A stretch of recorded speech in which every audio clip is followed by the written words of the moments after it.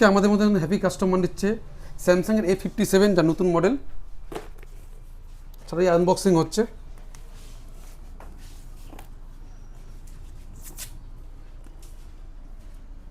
Galaxy A57 যা কালকে launch হয়েছে।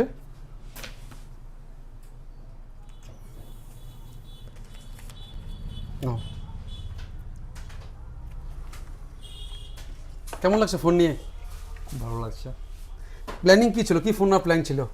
প্ল্যানিং তো ছিল 25,000 টাকার বাজেটের মধ্যে একটা আচ্ছা। নাথিংয়ের ফোন নেওয়ার, তো ওটা এটা দেখে পছন্দ হলো, এই জন্য এটা নিলাম এখন। তো সেটটা ইন্ডিয়ান ফিলিং কেমন? ইন হ্যান্ড ফিলিং খুবই ভালো, ফোনটা হাতে নিয়ে বোঝা যাচ্ছে এটা flagship phone. 5000 mAh battery, but কতটা স্লিম দেখতে পাচ্ছ তো? হ্যাঁ অনেকটা। গ্রিপটা কিন্তু খুব ভালো।